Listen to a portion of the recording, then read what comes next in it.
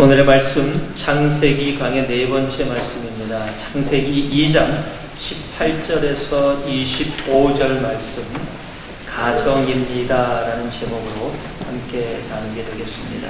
이 2장 18절에서 25절 말씀 여러분이 가지고 계신 성경으로 한 목소리로 봉독해 올립니다. 함께 합니다. 여호와 하나님이 가라사대 사람의 독주하는 것이 좋지 못하니 내가 그를 위하여 돕는 배필을 지으리라 하시니라. 여호와 하나님이 흙으로 각종 들 짐승과 공중의 각종 새를 지으시고 아담이 어떻게 이름을 짓나 보시려고 그것들을 그에게로 이끌어 이르시니 아담이 각 생물을 일컫는 바가 곧 그 이름이라. 아담이 모든 육축과 공중의 새와 들의 모든 짐승에게 이름을 주니라. 아담이 돕는 배필이 없으므로 여호와 하나님이 아담을 깊이 잠들게 하시니 잠들매 그가 그 갈빗대 하나를 취하고 살로 대신 채우시고 여호와 하나님이 아담에게서 취하신 그 갈빗대로 여자를 만드시고 그를 아담에게로 이끌어 오시니 아담이 가로되 이는 내 뼈 중에 뼈요 살 중에 살이라. 이것을 남자에게서 취하였은즉 여자라 칭하리라 하니라. 이러므로 남자가 부모를 떠나 그 아내와 연합하여 둘이 한 몸을 이룰지로다. 아담과 그 아내 두 사람이 벌거벗었으나 부끄러워함이 아니라. 아멘. 우리 옆에 분들에게 밝은 미소로 한번 축복해 주시죠. 여러분의 가정 행복하시죠? 그리고 한번 인사 좀 나눠주시기 바랍니다. 그러면은 대부분 아내가 속으로 그렇게 생각해요. 당신만 잘하면 행복해. 네, 보통 행복을 원치 않는 가정은 세상에 없을 겁니다. 누구나 가정을 생각하면 평안과 행복을 생각합니다. 그런데 지금의 이 시대는 그 평안과 행복이라는 단어가 어떻게 보면 참 귀한 단어가 되어가고 있습니다.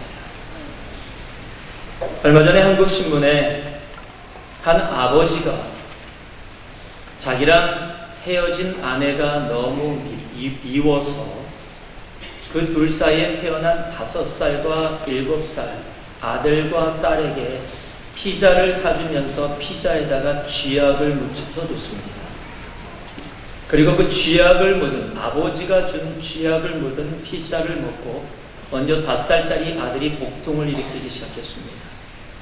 그런데 그 복통이 일어난 아들을 화장실에 가두어서 죽을 때까지 놔뒀습니다. 중간에 어머니가 들어와서 경찰에 신고를 하고 언니 7살 누나는 병원으로 데려갔는데 아직도 중태입니다. 아버지가 아내가 밉다고 자녀들에게 쥐약을 먹이는 참 이해되어지지 않는 모습입니다. 한국만이 아닙니다. 미국에서는 바로 일주일 전에 콜로라도주에 12살짜리 여자아이가 스마트폰을 너무 붙잡고 스마트폰하고 사니까 엄마가 좀 버릇을 고치기 위해서 스마트폰을 뺏었습니다. 그 스마트폰을 뺏었더니 여자아이가 엄마한테 앙심을 품고 엄마를 죽이기로 결정했습니다. 그리고 엄마에게 과일 주스를 만들어 주면서 과일 주스 안에다가 콜로락스를 뒀습니다. 그리고 엄마가 마시면서 조금 이상한 냄새가 났지만 그냥 아마 그릇을 씻으면서 조금 디터전이 많이 들어갔나 보다 생각하고 먹었습니다. 몇 번 그 일이 반복되면서 몸에 이상도 오고 병원에 갔더니 그 이유를 알게 됐고 그 이유를 알면서 딸에게 물었더니 딸이 그곳에다가 콜로락스를 계속 집어넣은 겁니다. 그 엄마가 경찰에 신고했습니다. 딸이 살인 미수로 지금 소년원에 가 있습니다. 참 가정이 이제 더 이상 가정이 아닙니다. 여러분 딸 아이들이 또는 자녀들이 스마트폰 쓴다고 막 뺏지 마시기 바랍니다. 그리고 스마트폰 뺏으려면 콜로락도 잘 숨겨 놓으시기 바랍니다.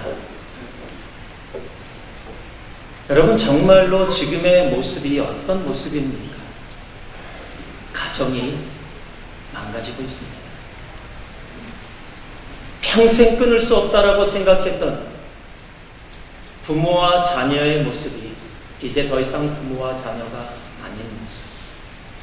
여러분, 이런 이야기는 제가 여러분께 이야기해서 그렇지, 여러분 신문지상을 보면 매일 매 순간 계속해서 반복되어 세계 곳곳에서 이루어지고 있음을 우리는 쉽게 알 수 있습니다. 이제 너무 자주 이루어져서 이런 이야기를 들어도 그냥 그런가 보다라고 담담하게 생각해지는 그러한 세상 가운데 우리는 살아가고 있습니다. 이런 일이 왜 이루어집니까? 문화의 변화 때문에 그렇습니까? 아니, 시대의 변화 때문에 그렇습니까? 분명히 이유는 그렇게 어느 정도 이유가 있을 겁니다. 그러나 여러분, 이 이유는 영적인 문제입니다. 우리가 영적으로 죄악 속에 들어가면 들어갈수록 하나님께서 만드신 가정이라는 가장 기본적인 단위, 사람으로 이야기하면 세포라는, 사람을 이루는 세포라는 가장 기본적인 단위에 영적인 암이 들어가기 시작하는 겁니다. 아무리 건강한 세포도 암이 이루어지기 시작하면 몸이 상하기 시작하고 결국엔 죽게 됩니다. 하나님이 만드신 사회 공동체의 가장 기본적인 단위인 가정 가운데 이 가정이 병들기 시작하고 망가지기 시작하며 부모와 자녀와 자녀가 남편과 아내의 관계들이 망가지기 시작하면서 하나님이 우리에게 허락하신 이 사회 공동체가 무너져 내려가고 있는 겁니다. 가정이 건강하고 행복하면 이 사회가 건강하고 행복해질 수 있습니다. 여러분, 모든 것은 바로 가정에서 시작합니다. 그러기에 하나님께서 우리에게, 하나님께서 창조를 하시고 하나님이십니다라는 자신의 창조주의심을 선포하시고 그 사랑을 사람에게 허락하셔서 사람의 귀하고 아름다운 사랑의 모습을 허락해 주시고, 그리고 그 창조의 결론인 안식을 인도해 주시며 이 땅 가운데 가정을 주신 이유는 그 가정 가운데 창조의 완성인 안식 평안을 마음껏 누리게 하셨는데 이제는 평안이 사라지고 있다는 겁니다. 그래서 다시 우리는 하나님 앞에 돌아가야 합니다. 하나님 앞에서만이 하나님이 시작하신 그 가정을 다시 원래의 모습으로 돌이킬 수 있기 때문입니다. 우리 18절 말씀 같이 한번 봉독해 보기 원합니다. 18절 말씀입니다. 함께 합니다. 여호와 하나님이 가라사대 사람의 독초하는 것이 좋지 못하니 내가 그를 위하여 돕는 배필을 지으리라 하십니다. 다시 반복해서 말씀드리지만 가정은 하나님이 시작하셨습니다. 가정 공동체의 시작은 바로 창조주 하나님이십니다.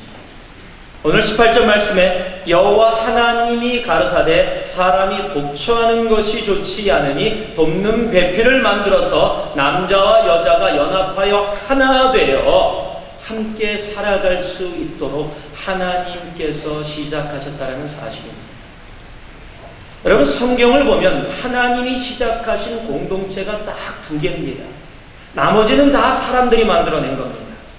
하나님이 친히 허락해 주신 것이 바로 이 창세기의 가정입니다. 그리고 사도행전에 가서 성령이 임하심을 통해서 교회 공동체를 하나님께서 우리에게 허락해 주셨습니다. 즉 하나님이 창조를 하시고 우리에게 허락하신 하나님이 친히 만들어주신 가장 기본적인 공동체는 바로 가정과 교회입니다. 거기에 중요성이 있는 겁니다. 여러분, 그런데 사탄도 그것을 알고 있다는 사실이에요. 가정과 교회가 얼마나 중요한 하나님이 친히 시작하신 공동체임을, 그래서 사탄도 가정과 교회를 공격합니다. 그리고 인정하기 싫지만 참 많이 성공하고 있습니다. 가정이 무너져 내리고 있고요. 교회가 무너져 내리고 있습니다. 가정과 교회가 무너지면 이 땅에는 소망이 없습니다. 하나님이 친히 시작하신 가정과 교회가 주 안에서 올바로 서기 시작할 때 이 땅은 하나님이 허락하신 영원한 안식에 들어가기 그 전에 이 땅 가운데 살아가며 참된 안식을 누릴 수 있는 공동체, 그것은 가정과 바로 교회이기 때문입니다. 하나님이 가정을 시작하셨다면 하나님이 가정을 제일 잘 압니다. 그렇다면요, 우리 가정 가운데 문제가 있다면 누구에게 가야 됩니까? 하나님께 가야 됩니다. 여러분, 자녀가 수학이 조금 딸려서, 매트가 조금 딸려서 수학을 더 잘 가르치려고 한다면 어느 선생님을 찾아가시겠습니까? 영어 선생님이요? 아니요, 수학 선생님 찾아갑니다. 영어가 딸린다면 영어 선생님 찾아가서 영어를 조금 더 배우게 될 겁니다. 여러분, 가정의 문제가 해결되어지지 않고 가정에 어려움이 있다면 누구에게 가야 됩니까? 바로 가정을 시작하신, 가정을 누구보다도 잘 알고 계신 하나님 앞에 나아가야 한다는 사실입니다. 시편 127편 1절에 보면 솔로몬의 고백이 이렇게 시작됩니다. 여호와께서 집을 세우지 아니하시면 세우는 자의 수고가 헛되며 여호와께서 성을 지키지 아니하시면 파수꾼의 경성함이 허사로다. 여호와께서 집이라고 얘기는, 이 집이라는 단어는 히브리어로 바이트라는 단어입니다. 이 바이트라는 단어는 개인의 집, 가정을 뜻하기도 하지만 동시에 성전을 뜻하는 말이기도 합니다. 즉 성전과 집을 같이 인터체인저블리 사용하고 있다는 겁니다. 가정과 교회도 동일합니다. 그런데 하나님께서 집을 세우지 아니하시면 세우는 자의 수고가 헛되다라고 이야기합니다. 하나님께서 지키지 아니하시면 그 집이 아무 의미가 없다. 즉 하나님만이 홈 빌더, 하나님만이 홈 키퍼라는 사실입니다. 여러분이 가정을 세우길 원하십니까? 그렇다면 하나님 앞에 나오셔야 합니다. 여러분들이 가정을 지키기 원하십니까? 그렇다면 하나님 앞에 나오셔야 한다는 사실입니다. 다른 방법이 없습니다. 다른 방법을 찾게 되면 여러분 엄청난 경고가 여기 적혀 있는데, 허사로다, 수고가 허사로다라고 얘기하는데요. 이 허사라는 단어가 아무 유익이 없다라는 뜻으로 쓰이는 샤브라는 단어이기도 하지만, 이 샤브라는 히브리어 단어 안에 담겨있는 굉장히 깊은 뜻이 하나 있는데 그게 우상숭배라는 뜻입니다. 즉 하나님의 가정이 하나님 앞에 하나님이 주인 되어진 모습으로 나아가지 못하는 그 모습은 뭐다? 바로 우상숭배의 삶을 살아가고 있는 것이다 라고 성경이 이야기하고 있는 겁니다. 여러분, 가정의 주인은 하나님이십니다. 우리의 가정을 하나님 앞으로 온전히 우리들이 가져오지 못한다면 그 모든 다른 것, 내가 주인인 것처럼, 내가 원하는 것이 주인인 것처럼 그렇게 우리의 가정을 우리들이 이끌어가고 있다면 이미 그 자체가 성경은 허사, 우상 숭배다라고 이야기하고 있는 겁니다. 그래서 가정 예배가 중요한 겁니다. 여러분, 가정 예배라는 잠깐 모여서 하는 의식을 이야기하는 것이 아니라 가정 예배가 뭡니까? 이 가정이 하나님께 속했다. 하나님이 이 가정의 주인이다라는 것을 인정하는 것이 바로 가정 예배입니다. 여러분, 어렸을 때 자녀들 낳을 때 저희들도 그랬죠. 저희들 딸들 태어날 때 누구 딸? 그럼 어렸을 때 그랬어요. 하나님 딸. 여러분, 아마 여러분 자녀들 그렇게 이야기하신 분들 많으실 거예요. 하나님 딸. 그게 정말입니다. 근데 그렇게 어렸을 때 가르치다가도요, 애들이 커가기 시작하면 이제 더 이상 안 물어봐요. 누구 딸? 그래서 하나님 딸 그러면, 야, 그럼 어렸을 때나 그런 거지. 너 내 딸이야, 내 딸. 내가 어떻게 키웠는데. 주인이 나도 모르는 사이에 서서히 바뀌어갑니다. 여러분, 가정의 주인이 누굽니까? 하나님이십니다. 그리고 그 하나님임을 인정하는 모습이 바로 가정 예배입니다. 일주일에 한 번만이라 온 가족이 함께 모여서 하나님이 이 가정의 주인이다라는 것을 아이들과 함께 나눌 수 있을 때 여러분, 그 가정은 건강한 가정, 행복한 가정이 되어지는 겁니다. 마태복음 7장 17절에서 18절 말씀을 보면 이와 같이 좋은 나무마다 아름다운 열매를 맺고 못된 나무가 나쁜 열매를 맺나니 좋은 나무가 나쁜 열매를 맺을 수 없고 나쁜 나무가 아름다운 열매를 맺을 수 없느니라. 여러분, 건강한 가정에서 건강한 신앙의 사람들이 나오는 겁니다. 건강한 가정에서 건강한 신앙의 자녀들이 나오게 되어지는 겁니다. 여러분의 삶에 혹이라도 가정 가운데 어려움이 있으십니까? 자녀의 어려움이 있으십니까? 여러분, 지금이라도 우리의 가정의 주인이 하나님 되심을 인정하고 나아갈 수 있기를 소망합니다. 여러분, 가정은 하나님이 시작하셨습니다. 그러기에 하나님 앞에 나올 때 내가 풀 수 없다라고 생각했던 모든 것들이 풀려나감을 알 수 있게 될 것입니다. 여러분, 하나님은요, 한 단계 더 나아가서 이렇게도 약속해 주십니다. 시편 128편에 보니까요, 여호와를 경외하며, 이 여호와를 경외한다는 게 뭡니까? 하나님께서 우리의 삶의 주인 되신다라는 뜻입니다. 여호와를 경외하며 그 도에 행하는 자마다 복이 있도다. 내가 내 손에 수고한 대로 먹을 것이라. 내가 복되고 형통하리라. 하나님이 우리 개인의 삶의 주인됨을 인정하면 그 개인의 삶에 복이 내리게 되고요. 3절 말씀부터는 내 실에 있는 내 아내는 결실한 포도나무 같으며 내 상에 돌린 자식은 어린 감람나무 같도다. 여호와를 경외하는 자는 이같이 복을 얻으리로다. 그 가정, 여호와를 경외하는 가정 또한 하나님의 복 가운데 거하게 된다라고 이야기합니다. 그리고 5, 6절은요, 여호와께서 시온에서 내게 복을 주실 것이라. 너는 평생의 예루살렘의 복을 보며 내 자식을 볼지어다. 이스라엘에게 평강이 있을지어다. 시온에서, 지금의 교회입니다. 개인과 가정과 교회가 다 여호와가 주인 되어짐을 고백하며 나아갈 때 그곳에 하나님이 허락해 주시는 것은 바로 창세 때부터 계속해서 주님께서 반복해서 말씀해 주시는 복입니다. 아브라함을 향해서 내가 복의 근원이 될지라 말씀하신 그 복을 받고 이 땅 가운데 이 세상을 주님의 복으로 나누고 살아갈 수 있도록 해주시는 분이 바로 우리의 하나님이십니다. 그 하늘의 복을 여러분의 가정 가운데 누리길 원하십니까? 그래서 우리들의 말로 참 행복하다라고 이야기하기 원하십니까? 그렇다면 여러분의 가정을 시작하십니까? 하나님이심을 인정하시기 바랍니다.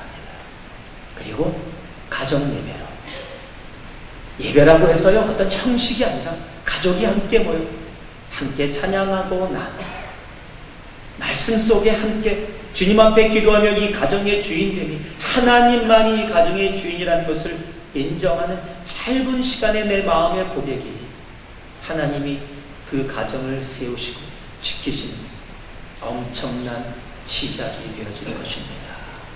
하나님이 가정의 시작입니다.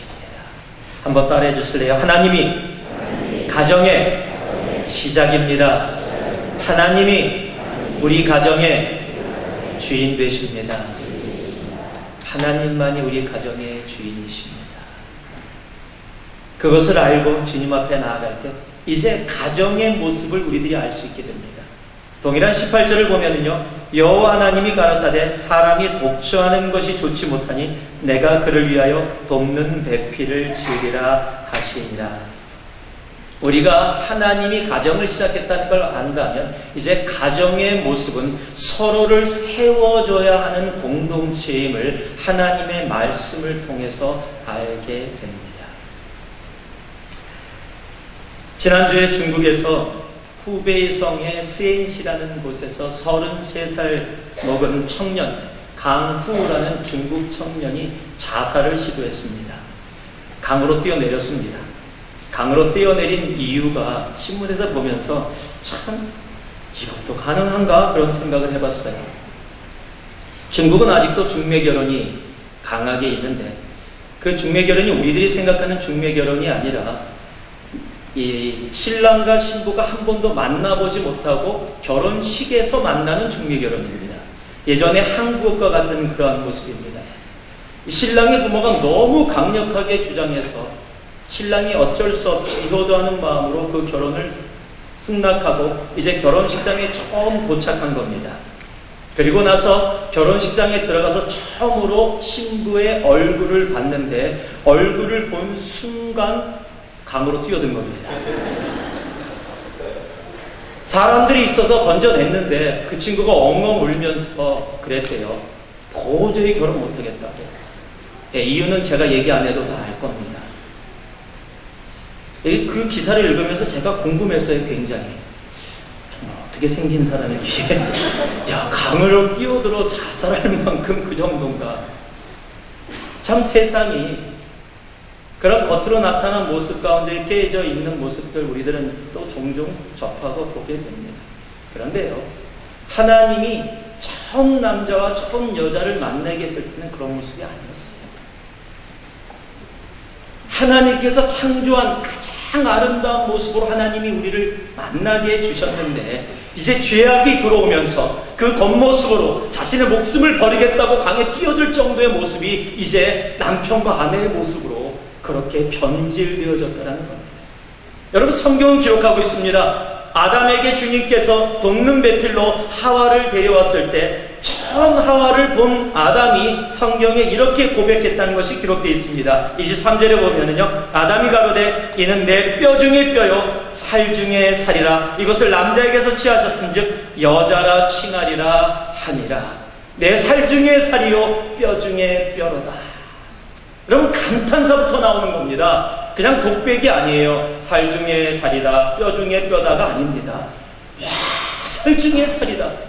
그래서 누가 그러더라고요, 영어권 분들이. 아담이 이불을 보자마자 고백했던 게 이거래요. 우와, 맨. 그래서 모먼이 됐대요. 너무 멋있어. 우와, 맨. 그래서 모먼이 된 거래요. 하나님이 남자와 여자를 처음 만나게 했을 때는 감격과 기쁨이 있었어요. 그 만남 속에 내 살 중에 살이요 뼈 중에 뼈라는 고백이 이루어졌던 관계, 서로의 만남을 통해서 서로가 그 기쁨 가운데 들어갔던 관계가 남편과 아내, 하나님께서 이루신 가정의 모습이었다라는 사실입니다. 그러나 죄로 인해 그것이 무너져 내렸어요. 그래서 어떻게 변화가고 있습니까? 이제는 종교라는 이름으로 사우디 같은 데서는요, 여자는 남자 없이는 운전도 못합니다. 길거리도 못 나갑니다. 머리에다 뭐 쓰고 나가지 않으면 종교경찰이 와서 바로 매를 때립니다. 그리고 감옥으로 잡아갑니다. 한국도 그렇게 오래전이 아니죠. 남존여비 사상이 굉장히 강했습니다.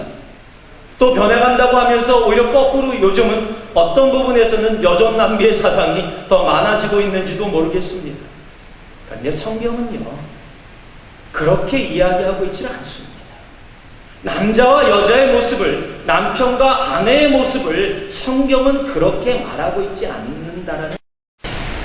그래서 우리가 가정을 하려면 하나님께서 성경에서 가정에 대해서, 남자와 여자에 대해서 무엇을 이야기하고 있는지를 우리들이 제대로 알아야 합니다.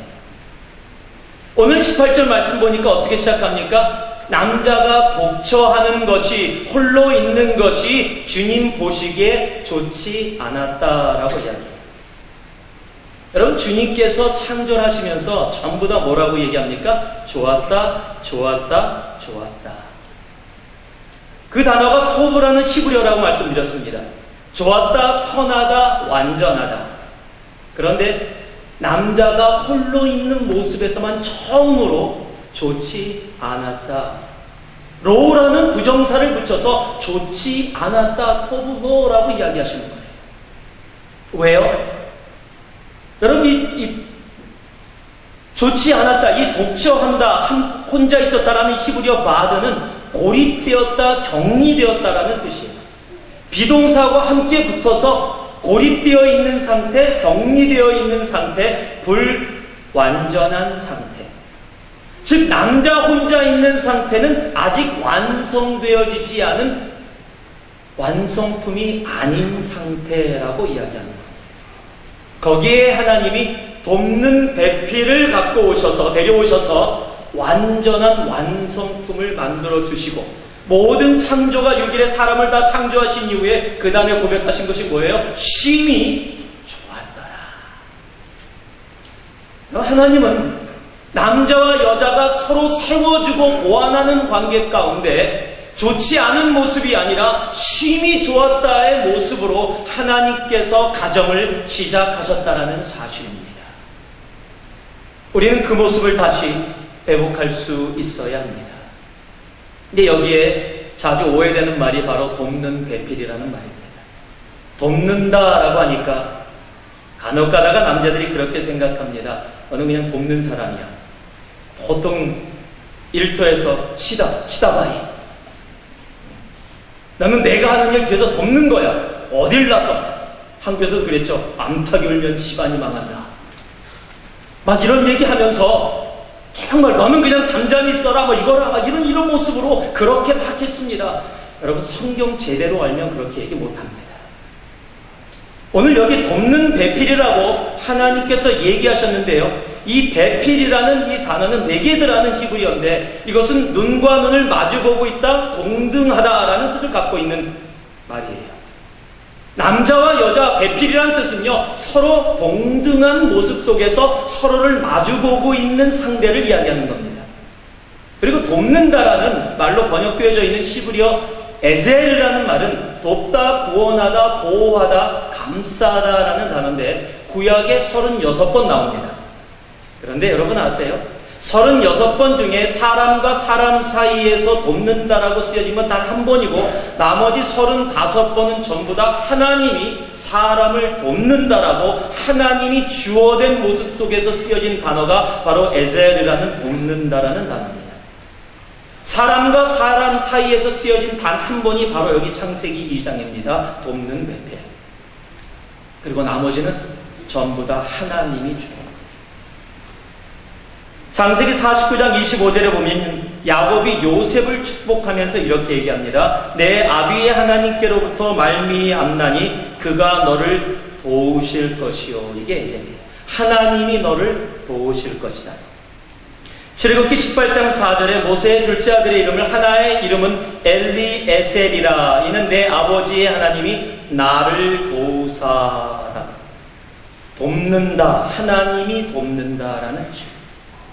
신명기 33장 29절을 보면 모세가 이스라엘 백성들을 향해서도 이야기합니다. 이스라엘이여 너는 행복자로다. 여호와의 구원을 너같이 얻은 백성이 누구뇨? 그는 너를 돕는 방패시요. 전부 다 하나님이 주어. 이 에셀이라는 단어는요, 시다바리 밑에서 그냥 부록으로 있는 어떤 내가 필요하지 않는데 조금 그냥 부족한 부분 와서 해도 되고 안 해도 되는 그런 자리가 아니라 여러분 능력의 자리예요. 이 돕는다라는 단어는 파워가 있는 자리입니다. 하나님이 사람을 돕는 것처럼 하나님이 아내를 허락하셔서 남편의 불완전함을 완전함으로 돕게 하기 위해서 하나님께서 아내를 돕는 배필로 남편에게 허락해 주셨다라는 사실입니다. 여러분 돕는 배필이 엄청난 힘이 있는 걸 어떻게 알 수 있어요? 하와가 선악과를 따먹었습니다. 그리고 남편에게 와서 자기도 먹어 그랬더니 아무 말 없이 그대로 먹어요. 엄청난 힘이에요, 이거는요. 아내가 하라는 대로 그냥 바로 움직여진 겁니다. 이 돕는다는 파워가 엄청난 거예요. 여러분, 그런 파워가 있는 겁니다. 여러분, 그런 파워를 왜 아내에게 줬는지 아십니까? 여러분, 성경을 보면 그것이 나옵니다.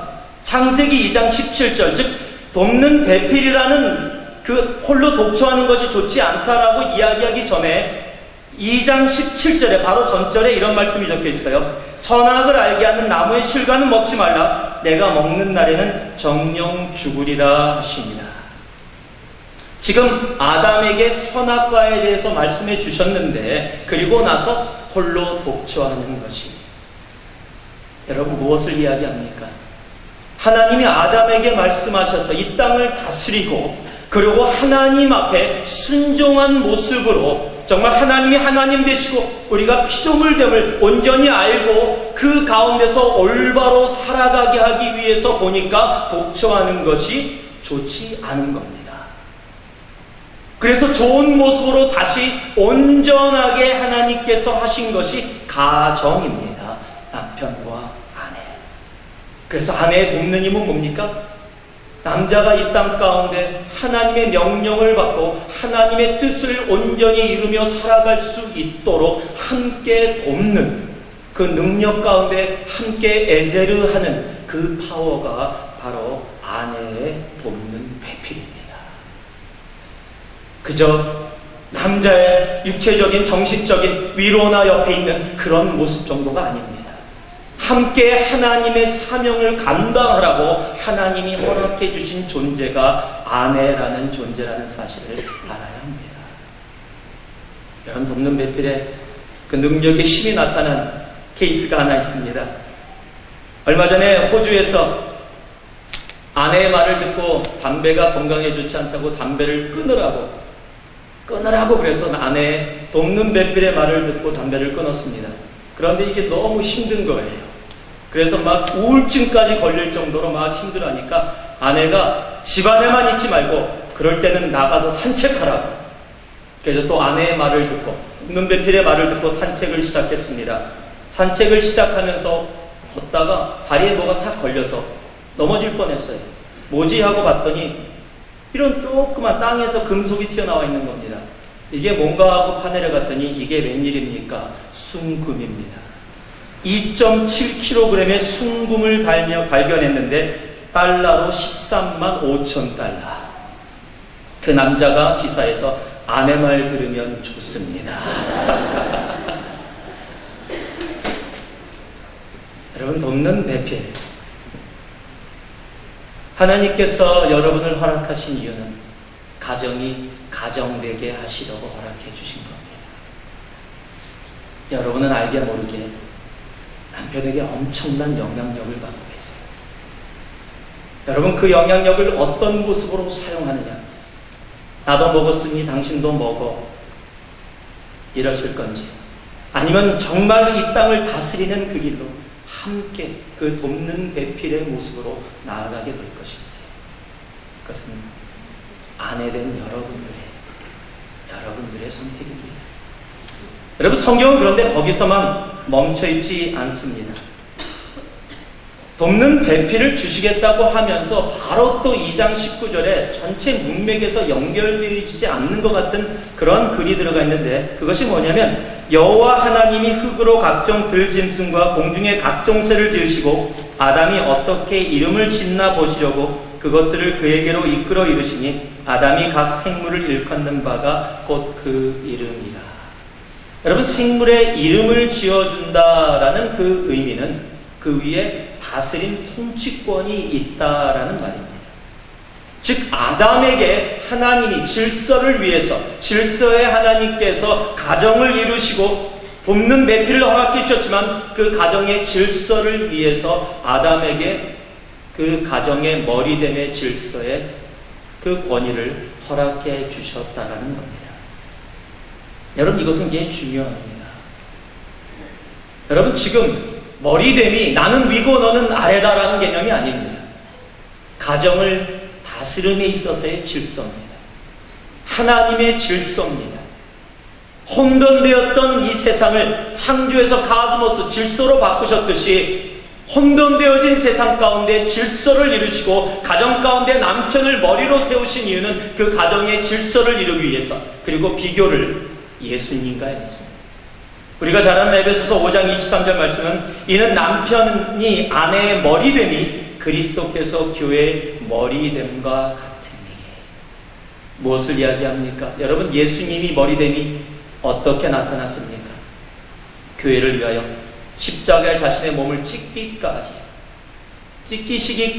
피 흘림으로 허락해 주시고 자신의 생명을 버리심으로 죽어가는 영혼을 생명으로 옮겨 질서를 파괴하려는 사탄의 세력에서 질서를 유지하는 하나님의 생명으로 옮기시는, 바로 그것이 교회의 머리 되신 예수님의 모습이듯이, 여러분, 가정의 분란이고 가정의 질서가 잡히지 않은 모든 책임은 어디에 있습니까? 그렇다면 남편입니다. 그 질서를 온전히 잡고 정말로 행복하고 아름다운 모습으로 나아가게 하기 위해서 하나님이 그 권위를 남편에게, 그 질서를 유지하기 위해서 허락해 주신 겁니다. 높고 낮음의 문제가 아닙니다.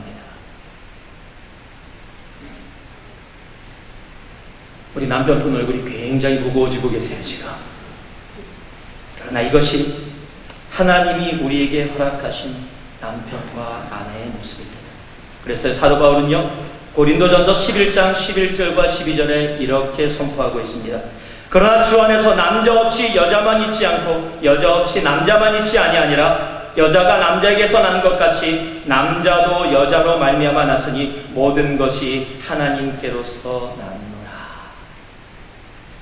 여러분, 남자와 여자는 누가 먼저냐 누가 나중이냐, 누가 높으냐 누가 낮으냐의 문제다. 자기가 있는 자리에서 한 가정의 머리로 질서를 잡으며 그 권위로 가정을 다스리고 하나님의 질서 가운데 있게 하는 것을 하나님이 남자에게 맡겨주셨다. 돕는 배필로 불완전함을 완전하게 이루고 하나님이 명령하신 그 일을 끝까지 함께 감당하는 그 능력을 아내에게 허락해 주신 겁니다. 그래서요, 우리 너무 소중한 존재입니다. 여러분, 서로에게 가장 소중한 존재가 남편과 아내입니다. 여러분, 싱글들은요, 그래서 한 여자와 한 남자가 서로 만날 때 정말 기도하고 만나야 되는 게 바로 그런 이유입니다. 인생의 가장 소중한 사람을 만나는 일. 여러분, 그 일이 얼마나 중요한 일입니까? 서로에게 그 소중함을 알고 그 자리를 알고 돕는 배필로 그리고 가정의 머리로 주님이 기뻐하시는 가정을 이룬 여러분 되기를 주님의 이름으로 축복합니다. 한 부부가 부부싸움을 했답니다. 부부싸움을 하다가 남편이 하도 화가 나서 당장 나가버려, 이 집 내 집이야 그랬대요. 아내가 화가 나니까 내가 못 나갈 줄 알고 그리고 나갔답니다. 그리고 남편이 방 안에서 씩씩거리고 있는데 갑자기 아내가 다시 들어온 거예요. 거봐, 당신이 나갈 데가 어디 있겠어. 속으로 고소하다고 생각하면서 왜 다시 들어왔어? 그랬더니 아내가 깜빡 잊고 가장 소중한 걸 안 갖고 갔어요. 그러더래요. 뭐가 소중한 건데? 그랬더니 바로 당신이요. 어우, 예, 뭐 그렇죠, 조금. 예, 참 그래요. 근데 조금 그래도 그렇게 고백되어지기를 소망합니다. 하나님이 여러분에게 가정을 허락하시고 남편과 아내를 주셨다면 가장 소중한 존재해야지. 가장 소중한 존재해야지. 그것이 하나님이 서로에게 허락해 주신 남편과 아내고 그리고 가정입니다. 혹시 이 자리에 남편과 아내 같이 앉아 계신 분들, 뭐 따로 계신 분들 있고 여러 사진 같이 앉아 계신 분들 있으면 한번 손 꼭 잡아주세요. 그리고 당신 가장 소중해. 그리고 한번 살짝 솔직히 그냥 슬쩍 조용하게. 여러분, 정말 하나님이 허락해 주시는 가정, 꼭 힘들고 어려운 가정 가운데 어려움이 있으신 분들 있으실 겁니다. 그러나 하나님이 그 어려움 그냥 놔두지 않으시고 하나님이 분명히 하나님의 모습으로 또 회복해 주실 겁니다. 이미 어려움 가운데서 주님 앞에 눈물로 기도하는 분들의 마음들도 하나님은 아십니다. 그 어려움 가운데 그냥 놔두지 않으시고 또 새롭게 하나님의 모습으로 회복하시는 일들이 여러분의 삶 가운데 분명히 있으실 겁니다. 가장 소중한 가정, 서로를 세워주는 바로 그런 모습으로 서는 우리들이 분명히 되어질 수 있을 겁니다. 마지막으로요, 21절과 22절 말씀입니다. 우리 함께 봉독합니다. 여호와 하나님이 아담을 깊이 잠들게 하시니 잠들매 그가 그 갈빗대 하나를 취하고 살로 대신 채우시고 여호와 하나님이 아담에게서 취하신 그 갈빗대로 여자를 만드시고 그를 아담에게로 이끌어 오시니. 제가 이 제목을 놓고 참 준비하면서 그랬습니다. 야, 이걸 얘기해야 돼? 이거 너무 당연한 건데 이거를 굳이 얘기를 해야 되는 그 시대에 제가 살고 있다는 게 너무 답답한 겁니다. 이 얘기입니다. 가정은 남자와 여자의 연합입니다. 여러분, 이것을 이야기해야 되는 세대가 됐어요.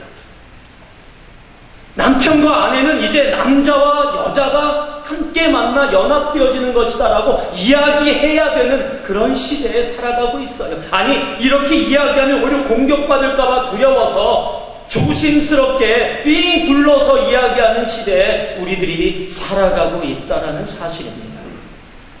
하나님은 아담과 이브를 만드셨지 아담과 스티브를 만든 게 아니에요. 하나님은 분명히 남자와 여자가 부모로부터 떠나서 연합하여 하나가 될지니라라고 성경에 정확하게 가정의 시작을 말씀해 주셨다는 사실입니다. 세상이 무엇이라고 얘기하고 많은 사람들이 투표를 해서 그것이 옳습니다라고 얘기한다고 하고 미국의 36개 주가 동성결혼이 옳다라고 이야기한다 할지라도 세상이 뭐라고 얘기해도 상관없습니다. 성경에서 말씀하시는 가정은 남자와 여자입니다. 그것이 하나님의 계획이었고 하나님의 시작이고 하나님의 완성입니다. 그런데 이제 교회가 나서서 그게 아니라고 이야기합니다.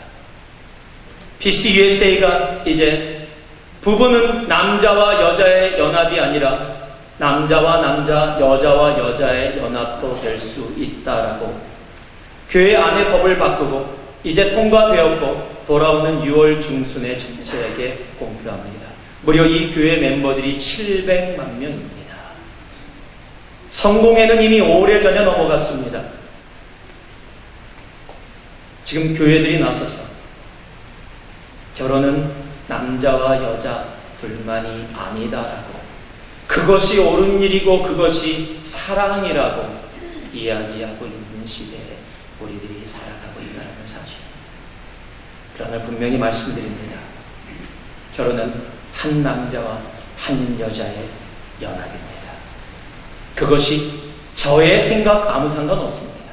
저의 고집 아무 생각 없습니다. 성경의 선포입니다.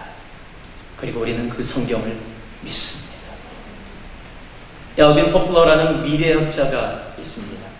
그가 미래의 충격이라는 책에서 이렇게 썼습니다. 제3의 물결의 특징 중 하나는 인간의 전통적인 가치관이나 정신체계가 무너지는 것이다 라고 이야기했습니다.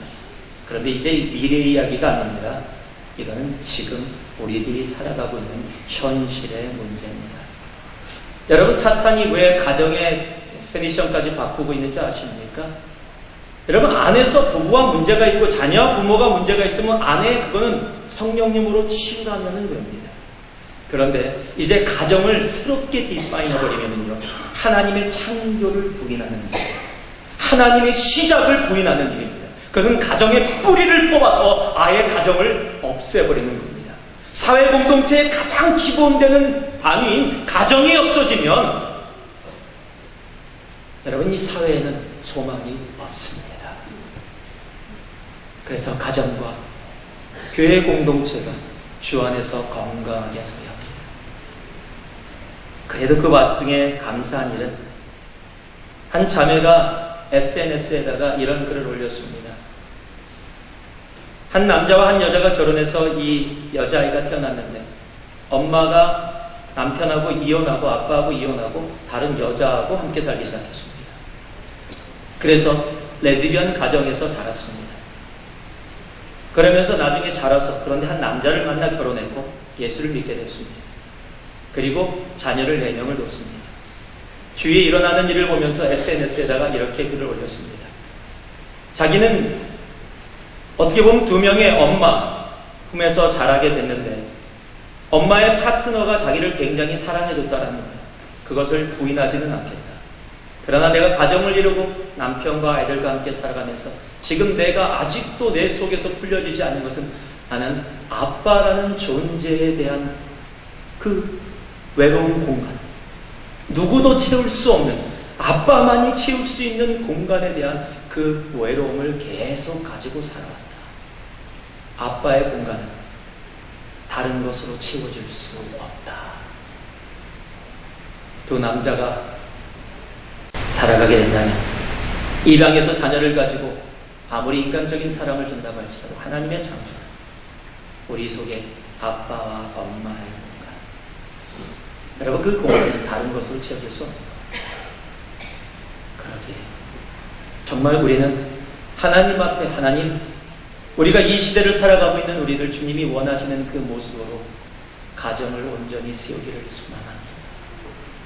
우리 자녀들 학교에서 굉장히 영향 많이 받고 있습니다.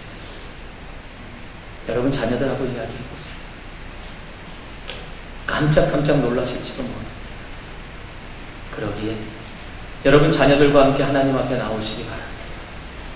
자녀들과 함께 이 가정의 시작이 하나님임을 고백하며 나올 수 있기를 소망합니다. 그래서 정말 주님 앞에 하나님께서 이 가정을 시작하셨습니다. 그렇게 고백하며 나아갈 수 있기를 소망합니다. 여러분, 가정에 문제가 있습니까? 그렇다면 그 문제 가운데 주님 앞에 나아갈 수 있기를 소망합니다. 가정은 서로를 세워주는 공동체입니다. 아래 위가 아닙니다. 저희 남편분들 위다 그러지 마세요. 돕는 배필 힘 있습니다. 여러분, 돕는 배필 그 힘 가지고 어떻게 사용하시겠습니까? 어떠한 모습으로 가정을 여러분들 만들어 가시겠습니까? 마지막으로요, 가정은 남자와 여자의 연합입니다. 여러분, 이 사실, 여러분이 어떤 생각을 가지고 나는 저쪽에 좀 동조하는데 상관없습니다. 그게 아니라는 겁니다. 우리가 믿는 성경이 무엇을 이야기하고 그것을 그대로 받아들이고 그 믿음 가운데 서서 나아갈 수 있는 정말 이 교회 공동체가 되기를 주님의 이름으로 축복합니다. 가정입니다. 이 마지막 때의 가정이 올바로 서야 이 사회에 소망이 있습니다. 우리 옆에 분들 보시면서요, 정말 확신을 가지고 아내와 남편 옆에 분들에게 가정입니다. 우리 행복하게 그렇게 세웁시다. 그러고 한번 인사해 보세요. 가정입니다. 그리고 행복하게 세웁시다. 그 행복한 가정 되기를 주님의 이름으로 축복합니다. 기도하겠습니다. 사랑의 아버지 하나님, 주님의 가정, 주님께서 세워주심을 믿으며 주님이 주인 되어주시고 남편과 아내가 서로를 세워주는 공동체로, 그리고 한 남자와 한 여자의 온전한 연합임을 감사드립니다. 아버지 하나님, 우리의 가정 그리고 우리의 새누리 공동체 주님께서 지켜주셔서 이 땅의 소망으로 나아가게 하여 주시옵소서. 예수님 이름으로 기도 올려옵나이다.